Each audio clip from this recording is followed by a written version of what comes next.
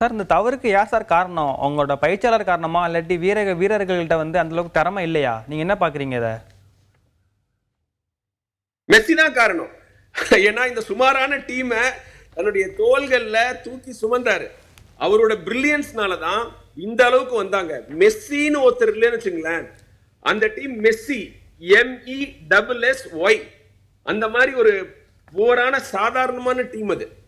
Messi வந்து 8 goals 4 assist அடிச்சதுனால சோதனைகள்லாம் தாண்டி வந்துகிட்டே இருந்தாங்க. அதனால இந்த டீம்ல மெஸ்ஸி விளையாடலன்னா காலி. அதுதான் ஃபைனல்ல நடந்தது.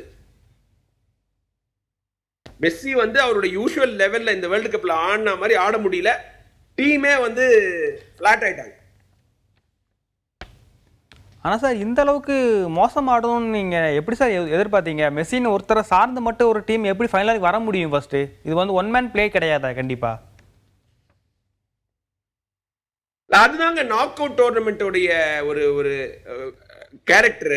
நீங்க வந்து பெஸ்ட் டீம் தான் ஃபைனலுக்கு வரும்னு சொல்ல முடியாது. சில குரூஷியல் மொமெண்ட்ஸ் நல்லா விளையாடுற அணி கூட வந்து ஃபைனலுக்கு வந்துடலாம். நான் தான் நினைப்பேன், வேர்ல்டு கப்பை ஜெயிக்கிற அணி எப்போதும் பெஸ்ட் அணியா இருக்கணும்னு அவசியம் இல்லை. ஏன் கட்டார்ல கூட 2022 என்னை பொறுத்த வரைக்கும் பிரான்ஸ் தான் பெட்டர் சைடு. ஆனா வந்து ஃபைனல்ல கொஞ்சம் சில மொமெண்ட்ஸ் நல்லா விளையாண்டதுனால அப்புறம் பெனல்டி ஷூட் அவுட்ல அர்ஜென்டினா ஜெயிக்க முடிஞ்சுது. அதே மாதிரி இந்த வேர்ல்டு கப்பும் ஜெயிக்கலாம்னு நினைச்சாங்க. ஆனா ஸ்பெயினுடைய ஓவரால் குவாலிட்டிக்கு எதிராக எதுவுமே செய்ய முடியல. ஏன்னா ஸ்பெயின் ஒருத்தரை நம்பி இல்லை. நான் ஒரே எக்ஸாம்பிள் சொல்றேன். அதாவது அர்ஜென்டினாவோட பெஸ்ட் பிளேயர் ரொம்ப சிறப்பாக விளையாடி 12 கோல்ஸ் கான்ட்ரிபியூஷன் கொடுத்து அவங்க ஃபைனலுக்கு வந்திருக்காங்க. ஸ்பெயினோட பெஸ்ட் பிளேயர் ஒரே ஒரு கோல் தான் அடிச்சிருக்காரு, லமின் யமால். அவர் வந்து செகண்ட் கியரை தாண்டவே இல்லை. ஏன்னா அவர் ஃபிட்னஸ் 100% இல்லை, சுமாராக தான் விளையாண்டாரு. இருந்தாலும் அந்த அணி ஜெயிச்சிருக்கு.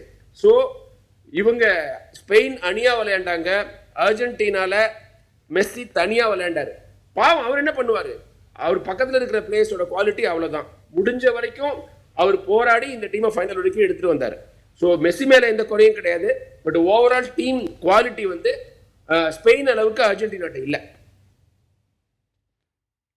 சார் ஃபர்ஸ்ட் ஹாஃப்ல இப்போ நம்ம பார்த்தோம் வந்து இந்த மாதிரி அர்ஜென்டினா வந்து ஒரு ஷாட் கூட அடிக்கலைன்னு. ஆனால் அப்புறம் ஏன் சார் அவர் ஸ்கால்னி வந்து செகண்ட் ஹாஃப்ல எந்த சேஞ்ச் பண்ணாமல் அதே மெத்தடோட திருப்பி போனார்? ஏன்னா ஃபர்ஸ்ட் ஹாஃப்லேயே அவர் கோல் கீப்பர் இல்லாட்டி கண்டிப்பாக அந்த ஹாஃப்லேயும் ஒரு 2 கோல் 3 கோல் வாங்கியிருப்பாங்க. ஆனால் செகண்ட் ஹாஃப்ல எப்படி அப்படியே போனாங்க?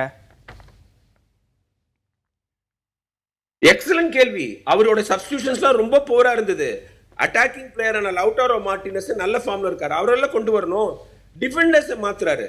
அதனால அவருக்கு வந்து இந்த மேட்சை ஓப்பன் பிளேல ஜெயிக்கணுங்கிற ஒரு கோலே இல்லை. எப்படியாவது பெனல்டி ஷூட் அவுட் எடுத்துட்டு போனோம், நம்ம ஜெயிக்கிறோம் அப்படின்னு மட்டும்தான் அவர் நினைச்சாரு. ஏன்னா ஃபர்ஸ்ட் ஹாஃப் சொல்றீங்க, என்டையர் 90 மினிட்ஸ்ல அர்ஜென்டினா ஒரு ஷாட் கூட அடிக்கல. Forget about shots on target, ஷாட்ஸே அடிக்கல அட்டாக்கிங் ஆஃப்ல. அப்ப எவ்வளவு மோசமான பர்ஃபார்மன்ஸ் பாத்துங்க. எனக்கு என்ன வருத்தம்னா, இது அமெரிக்கால ஃபுட்பால் அடுத்த கட்டத்துக்கு போகணும். ஃபுட்பால் அங்க நம்பர் 1 ஸ்போர்ட் கிடையாது. ஸோ ஃபைனல் வந்து ஒரு பெரிய என்டர்டெய்னிங் மேட்சா இருந்தா நிறைய பேர் பார்ப்பாங்க, நிறைய பேர் விளையாட ஆரம்பிப்பாங்க. உலகமே பார்த்துட்டு இந்த மேட்ச்ல இவ்வளோ மோசமா அர்ஜென்டினா விளையாண்டது வந்து ரொம்ப ரொம்ப வருத்தம் தான். ஆனால் சார் ஃபீஃபா ரேங்கிங்கில் வந்து அர்ஜென்டினா இப்போ நம்பர் 1 அவங்க தான் இருக்கிறாங்க. அது மட்டும் இல்லாமல் போன வேர்ல்டு சாம்பியனாக இருக்கிறாங்க. அதுக்கு முன்னாடி 2 கோபா அமெரிக்கா சாம்பியனாக இருக்கிறாங்க. அதே மாதிரி யூரோப்பியன் சாம்பியனான இப்போ அதாவது 2022 யூரோ சாம்பியனான இத்தாலியை வந்து பீட் பண்ணியிருக்கிறாங்க. அப்படிப்பட்ட டீம் எப்படி சார் ஒரு நல்ல டீம் இல்லாமல் இருக்கும்? அதாவது இந்த அளவுக்கு மோசமான டீமாக இருக்கும்? ஜாஷ்வா, ஸ்பெயின் வந்து யூரோப்பியன் சாம்பியன்ஷிப் ஜெயிச்சாங்க இல்லையா 2024, அதெல்லாம் அவங்களுக்கு மிகப்பெரிய டெஸ்ட். ரொம்ப ஸ்ட்ராங் சைட்ஸ் வராங்க அங்க. பிரான்ஸை பீட் பண்றாங்க, இங்கிலாண்டை பீட் பண்றாங்க, அவங்களோட நேஷன்ஸ் லீக்ல பெரிய பெரிய டீம்ஸோட விளையாடுறாங்க. ஆனா வந்து நீங்க இவங்க வந்தீங்கன்னா அர்ஜென்டினா பாத்தீங்கன்னா டாப் குவாலிட்டி ஐரோப்பியன்களோட மோதுறதே இல்லை. அது வந்து அவங்கள வந்து இந்த மாதிரி ஒரு பேட்டிலுக்கு தயார்படுத்துறது இல்லை. நீங்க இப்ப இந்த டோர்னமெண்ட்லயே பாருங்க, ஸ்பெயின் வந்து நாக் அவுட் ரவுண்ட்ல முதல்ல ஆஸ்திரியாவை மீட் பண்ணாங்க, அடுத்தது போர்ச்சுகல், அடுத்தது பெல்ஜியம், அப்புறம் செமிஃபைனல்ல பிரான்ஸ். 4 டஃப்பான ஐரோப்பிய அணிகளை மீட் பண்ணாங்க. இவங்க வந்து அர்ஜென்டினா வந்து காபோ வெர்டே, எகிப்து, ஒரு ரெண்டு ஆப்பிரிக்கன் அணிகள். ஸோ ஆப்பிரிக்கன் அணிகளுடைய ஸ்டாண்டர்ட் வந்து ஐரோப்பியன் அணிகள் மாதிரி இல்லை. எப்போ சுவிட்சர்லாந்தும் இங்கிலாந்தும் அர்ஜென்டினாவை டெஸ்ட் பண்ணாங்களோ நம்மளுக்கு தெரிஞ்சிருச்சு இவங்களுக்கு ஃபைனல் கஷ்டமா இருக்க போகுது. நல்ல ஸ்டாண்டர்டான ஐரோப்பிய அணி வந்தா அர்ஜென்டினா திணறுவாங்கிறது திரும்பவும் ப்ரூவ் ஆயிருக்கு. ஆனால் சார் சேம் டைம் பார்த்தீங்கன்னா